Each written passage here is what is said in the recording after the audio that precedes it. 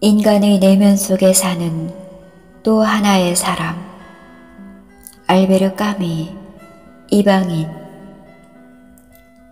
20세기 세계 소설 문학을 사상적인 측면에서 이끈 2대 거장은 장폴 사르트르와 알베르 까미이다. 이 두 사람 다 실존주의 문학의 거장이다. 실존주의란 원래 독일에서 일어난 철학 사상이었다. 이 철학 사상의 요체를 간단히 정의하기는 어렵지만 그 핵심 사상의 이해를 위해 억지로라도 얘기해 본다면 결국 인간의 본질을 눈에 보이는 그대로 파악하자는 사상이다. 즉, 인간에게 무슨 찬란한 미래가 있다든가 인간에게는 절대신이 있어서 선악을 판단하고 어떤 기적을 베푼다든가 인간에게는 찬란한 역사가 있어서 인간의 미래를 환히 밝혀준다든가 하는 생각을 버리자는 것이다. 인간에게 찬란한 미래가 있는지 없는지는 도무지 알 수가 없으며 도대체 존재하지 않는 신을 왜 자꾸 존재한다고 우기며 무조건 믿어야 한다고 주장하는가 하고 실존주의자들은 생각했다. 또한 인간에게는 찬란한 역사가 있다고 했으나 그것이 뭐가 그리 찬란한 역사란 말인가? 인간의 역사란 어차피 인간 상호 간의 살육을 목적으로 하는 전쟁사가 아니고 무엇이란 말인가? 인간의 과거가 전쟁사이든 무슨 영광스런 문화사이든 간에 한번 흘러가 버리면 도대체 다시 나타나지 않는 망각의 장일 뿐이라는 것이다. 그러므로 인간이란 과거, 현재, 미래라는 연속선상의 어떤 지속성 속에서 필연의 삶을 살아가는 게 아니고 과거는 망각되고 미래는 예측할 수 없는 현재만의 시간성 속에서 생명이 다할 때까지 그저 존재해 갈 뿐이라는 것이다. 이런 철학 사상을 문학에 도입한 최초의 인물이 사르트르와 카미였다. 그러나 이 두 위대한 작가 사이에도 약간의 차이가 있다. 사르트르가 좀 더 철학적이라고 한다면 까미는 좀 더 현실적이다. 즉, 사르트르는 이런 본질의 인간의 삶이란 도대체 아무런 가치가 없다는 강박관념에서 벗어날 수가 없다.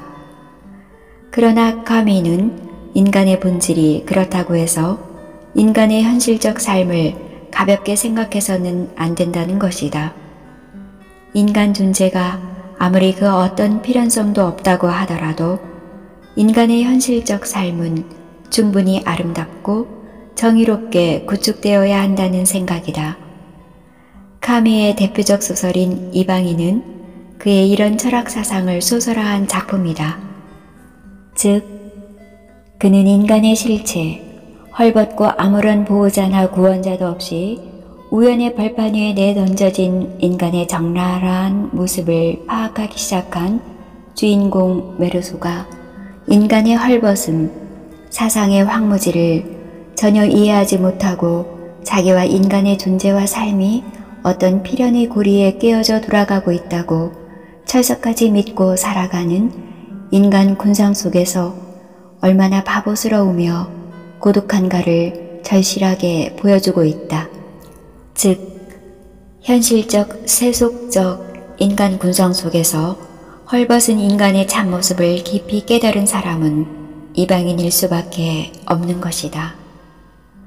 소설 이방인의 주인공 메르소는 파리 버나가에 위치한 어떤 회사의 말단 직원이었다. 아침이면 지하철과 버스를 갈아타며 출근을 해야 하고 늦은 오후가 되어 퇴근을 하면 인파에 섞여 파리시가지를 좀 걷다가 길거리 카페로 들어가 맥주 한 잔을 시켜 목을 죽이고 식당에서 저녁을 사 먹거나 혹은 집에 가서 해 먹기도 했다. 가끔 회사 동료들과 퇴근길에 대포도 한 잔씩 걸치고 무슨 기회가 있으면 패를 갈라 밤을 새워 카드 놀이판도 벌였다. 또 그에게는 말이라는 애인이 있어서 심심찮게 정사도 즐기고 파리 시내를 산보하기도 했다. 그는 가장 평범한 세속인이었고 상식적인 인간이었다. 즉 인간의 참모습을 바라볼 수 있는 의식이 잠들어 있고 수면 상태 속의 대부분의 인간들 중에 하나였다. 그런 그가 어느 날 아침 양로원으로부터 어머니가 죽었다는 통보를 받았다. 메르소는 직장에 휴가를 신청하고 양로원이 있는 시골로 내려갔다. 메르소는 외아들이었지만 자신이 미운인데다가 노무에 청도 있고 해서 노인을 양로원에 맡겨놓았던 것이다. 노무를 양로원에 맡겨놓고도 거의 와보지를 못했다. 자신이 너무 바쁘기 때문이었다. 어머니가 죽어서야 양로원에 와보게 되었다. 할아버지와 할머니들이 이제야 얼굴을 나타내는 옛 동료의 외아들을 원망의 눈으로 쳐다본다. 그날로 어머니를 매장한다. 무더위 속에서 장례식과 매장 절치를 밟느라고 고생을 한다. 메르소는 어머니를 매장하면서 자신도 알 수 없는 깊은 생각의 골짜기에 빠진다. 매장을 끝내고 파리로 올라와 애인인 마리를 불러내 정사를 한다. 뭔가 개운치 않고 답답한 마음에서 벗어나기 위해서였다. 그녀를 데리고 바닷가로 가서 해수욕을 즐겨보지만 뭔가 옛날 같지가 않고 즐겁지가 않았다. 이 세상에 단 하나뿐인 혈육을 묘지에 묻었던 것이다. 그 절차를 통해 그는 인간의 죽음의 실체를 똑똑히 보았으며 인간 존재의 허물을 뿌리 깊게 깨달았던 것이다. 그는 마리와 같이 나갔던 바닷가에서 우연히 일단의 다른 해수욕객들을 만나 이런저런 얘기를 나누다가 그들 중 한 명의 손에 권총이 쥐어져 있는 것을 보고 한번 만져보자고 했다. 권총이 그의 손에 쥐어졌다. 메르소가 자신의 손에 쥐어진 권총의 총신을 어루만지는 순간 총신에 마침 태양광선이 부딪혔고 거기에서 강렬한 반사광이 솟구쳤다. 그 순간 메르소는 자신도 모르게 방아쇠를 당겨 앞에 서 있는 사람을 사살한다. 메르소는 살인자로 수감되어 사형 선고를 받고 투옥된다. 사형 집행일을 기다리면서 그의 의식은 서서히 깨어나기 시작했다. 즉, 일반인의 속세에서의 생활은 인간에게 있어서 가장 엄연한 진실인 죽음을 인식하지 않는 상태에서의 그것이기에 얼마나 허구적이며 기만적인가 하는 점진적인 깨달음이 그것이다. 그는 이제 인간이 얼마나 허망하며 죽음이라는 실체를 본질적으로 얼마나 강렬하게 내포하고 있는 존재인가를 깨달았던 것이다. 이런 사실을 본질적으로 깨달은 그는 자기 자신만은 영원히 살 것처럼 착각하는 인간들이 대부분인 이 기만의 세계에서는 영원한 이방인이 될 수밖에 없는 것이다. 주옥같이 아름다운 단편 모음 알퐁스 도데 방앗간 편지. 알퐁스 도데는 문학사적으로 에밀 졸라가 좌장으로 버티고 있는 자연주의에 속한다. 에밀 졸라는 루공 마카르 중사라는 획기적인 소설 대전집을 기획하여 거대한 소설의 왕국을 이룬 세계의 천재이다. 그러나 장편다운 장편 한 편 없이 방앗간 편지와 월요일 이야기라는 얄팍한 두 편의 단편집밖에 출간한 적이 없는 알퐁스 도데가 세계의 정력가요 천재인 에밀 졸라와 어깨를 나란히 하는 것은 참으로 불가사의한 일이다. 문학적 성가에 있어서 알퐁스 도데가 에밀 졸라에 비해 조금 떨어질 수도 있으나 프랑스 국민의 사랑을 받는 작가라는 측면에서 알퐁스 도데는 그 누구에게도 결코 뒤지지 않는 것이다. 그의 소설에는 무엇보다도 어려운 철학이 없다.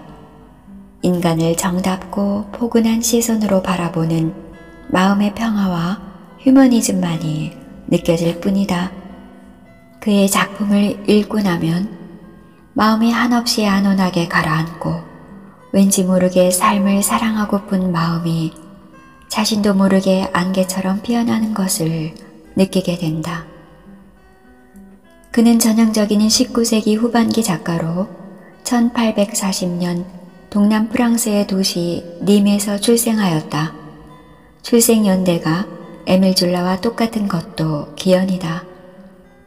견직물 공장을 경영하던 아버지가 파산하자 어린 알퐁스는 인근의 도시들 리옹, 알레 등지를 유랑하였다. 그의 소년 시절은 가난과 방랑으로 점철되어 있다. 필자는 1980년대 초기에 님에서 멀지 않은 그르노블 대학에 유학하였으며 님 근교에 있는 풍차 방앗간을 돌아보았다. 방앗간 옆에는 도대가 글을 쓰던 조그만 서재가 남아있었고 관광객들이 찾아들고 있었다. 남양바지 나지막한 언덕에 자리 잡은 풍차 방앗간은 알퐁스 도대의 따뜻한 인간미를 느끼게 했으며 오래오래 나의 시선을 잡아끄는 것이었다. 그가 17세 되던 1857년에 알퐁스는 형 에르네스트를 따라 파리로 올라왔다. 형의 도움을 받으면서 문학에 전념하였다. 1858년에 첫 시집 사랑하는 여인들을 출간하였다. 그게 호평을 받은 것은 아니었으나 당시 국회의 의장이었던 모르니 공의 눈에 들게 되었다. 이것이 계기가 되어 그의 비서가 되었으며 근 5년간이나 그의 보호 아래서 문학에 정진하였다. 원래 천성이 착한 그는 남들과 사이좋게 지냈으며 당시의 거장 플루베르, 졸라, 공크루, 러시아의 투르게네프하고도 가까운 친구로 지냈다고 한다. 자신의 창작업을 적극적으로 보살펴준 아내 길리아와의 사이에 이남 일녀를 두었다. 그는 비교적 단명하여 57세에 세상을 떠났다. 알퐁스 도대의 문학을 연구하는 사람들의 얘기를 들으면 그에게도 9권의 장편소설이 있다고 하나 사실 그는 빼어난 단편소설 작가로 후세의 이름을 남기고 있다. 그는 언제나 수첩과 연필을 가지고 다니면서 인물과 사물을 관찰하고 무언가 문학적 가치가 있다고 생각하면 즉석에서 아주 자세히 메모를 했다고 한다. 그는 이런 관찰을 통해 당시대를 풍미하던 자연주의의 냉혹한 시선으로 인간을 분석하는 것이 아니라 따뜻하고 인정 넘치는 시선으로 바라보고 그것을 가장 서정이 넘치는 필치로 그려내고자 했던 것이다. 그의 관찰이 아주 날카로운 것은 대상의 본질을 분석 파악하기 위해서가 아니라 인간의 인정과 착한 면을 둘러내기 위해서라고 말하고 있다. 도시 서민들의 가난한 삶과 목동들, 농민과 산악 사람들을 다루는 그의 시적 서정과 유머 감각, 미소, 눈물, 페이소스 등은 그만의 독자적인 필지이다. 그의 이런 필지는 영국에서는 찰스 디킨즈를 꼽는다. 단편집 방앗간 편지는 남동부 프랑스와 코르시카 섬, 알제리 등을 무대로 한 24편의 단편을 모은 창작집이다. 여기 실린 단편들은 처음에 남프랑스 소식이란 제목하에 발표되기도 했으나 뒤에 창작집으로 출간될 때 방앗간 편지로 개칭되었다. 17세에 고향인 님을 떠난 알퐁스 도대는 줄곧 파리에서 살았으나 그는 창작 생활에 지치면 이곳 고향 님으로 내려왔으며 그곳 양지바른 언덕 위에 세워져 있던 풍차 방앗간 옆 자신의 서재에서 소설을 쓰곤 하였다. 그가 자신의 첫 창작집의 제목을 방앗간 편지라고 붙인 것은 그의 작품 경향에 비추어 볼 때 의미심장하다고 할 만하다.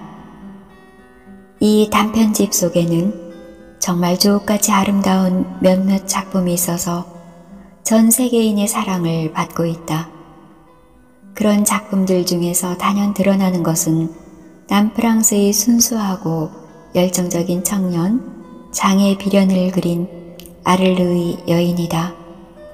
이 단편소설은 비제에 의해 오페라로 상연되어 너무나 유명해졌다. 그리고 우리나라 고등학교 교과서에 번역 소개되어 수많은 학생들을 감동시킨 별이란 단편도 빠뜨릴 수 없는 작품이다. 그 영롱하고 환상적인 분위기며 꿈꾸는 듯한 필치는 가히 문학적 아름다움의 극치라 할 만하다. 그리고 전설적인 이야기로 취재했으나 풍부한 유머 감각을 보여주고 있는 스갱시의 염소, 유머러스하고 풍자에 넘치는 퀴키니한 주임 사제, 동남프랑스의 조용하고 깨끗한 농촌 풍경을 수채화처럼 그려간 노인, 비유적이고 풍자적인 수법으로 역시 전설에서 모티브를 얻어온 황금뇌를 가진 사내의 이야기, 인간의 고달픔을 유머로 풀이한 고세 신부의 수복주 등등, 그야말로 알퐁스 도데만이 쓸 수 있는 주옥같은 단편들이 실려있다. 그의 제2의 단편집인 월요일 이야기는 방앗간 편지와 어깨를 겨루는 단편문학의 백미라고 할 수 있다. 이 단편집에는 너무나도 유명한 마지막 수업이 실려있다. 그가 9편의 장편소설을 가지고 있으나 그의 주옥같은 단편들은 그 어떤 방대한 장편소설이 던지는 감동을 능가하는 문학적 위력을 가지고서 세계인들에게 계속 읽히고 있는 것이다.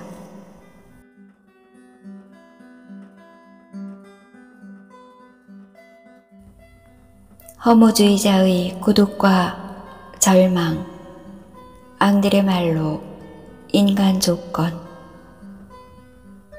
프랑스와 모리악은 앙드레 말로를 가리켜 그는 20세기의 가장 위대한 작가의 한 사람이다 라고 말했다. 흔히들 앙드레 말로의 문학적 특징을 말할 때 그를 행동주의 작가라고 일컫는다.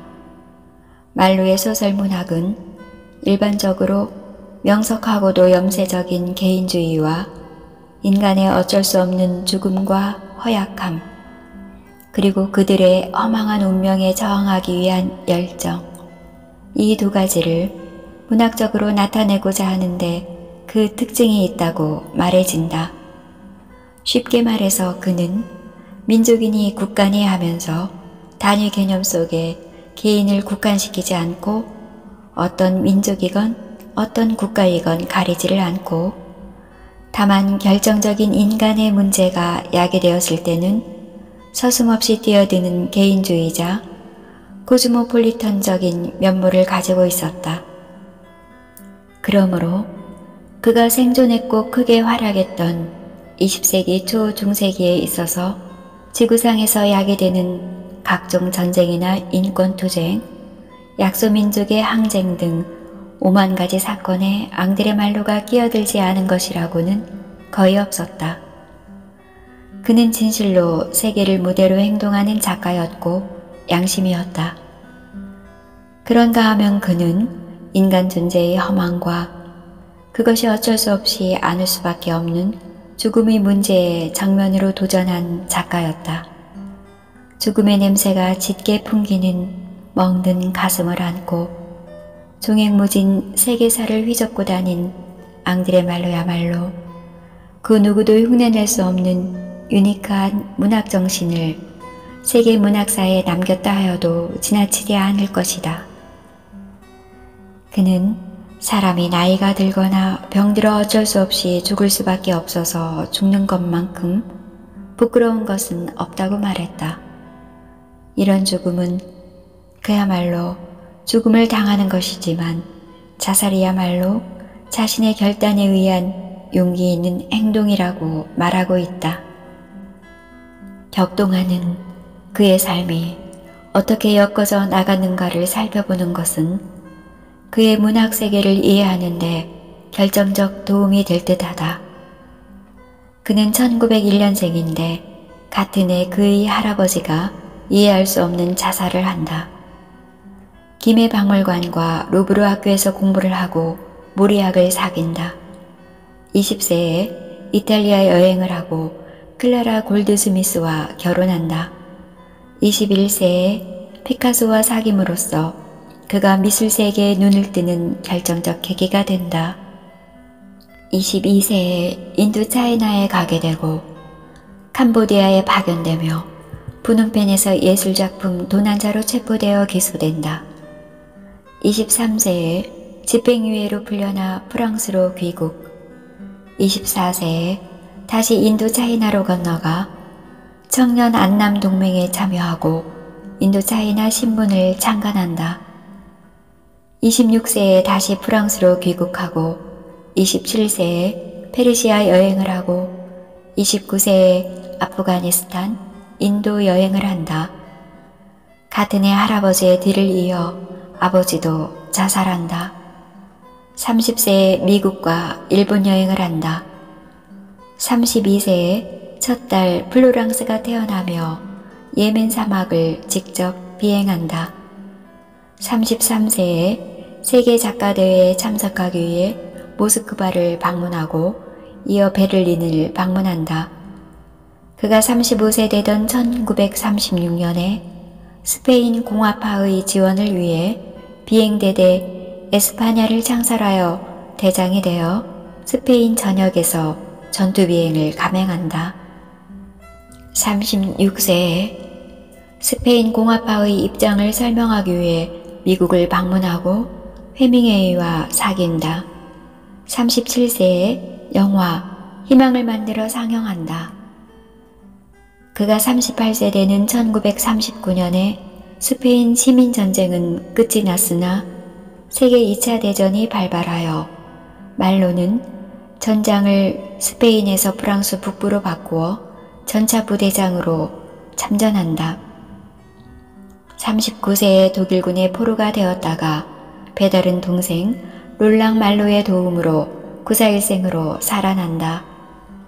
40세에 사르트르를 만나고 41세에 게슈타포에 의해 천사와 함께하는 전투의 원고가 파괴된다. 42세에 게릴라에 참여하고 43세에 베르제 대령이란 이름으로 프랑스 비밀 해방전선 무장부대를 지휘하다가 그라마에서 부상당하고 체포되어 툴루즈 감옥에 투옥된다. 같은 해 배다른 동생 2명이 죽고 2아이를 낳아준 정부 조제트 클로디스가 사고로 사망한다. 알자스 로렌 특수여단을 창단하여 동부전선에서 대독일군 항전에 심혈을 기울인다. 44세에 레종 드네르 훈장을 받고 드골 장군을 만난다. 그리고 그의 영화 희망이 루이 델 릭생을 받는다. 드골 정보의 공보부 장관에 취임하고 47세에 배다른 동생 롤랑 말로의 미망인 마들렌 리우와 결혼한다. 등등 말로는 75세까지 살았는데 세계사를 주름잡은 그의 행적을 지면상 도저히 다 기술할 수가 없다. 말로의 대표작의 하나인 인간 조건은 그가 32세에 발표한 소설이다. 이 소설은 1928년 4월에 실제로 중국에서 있었던 사건, 즉 장개석의 공산당 괴멸작전을 중심 소재로 하고 있다. 이 사건은 중국 현대사에서는 4.12 쿠데타로 불린다. 국공의 분열과 대립은 사실 북벌 이전부터 정부 내부에 싹트고 있었다.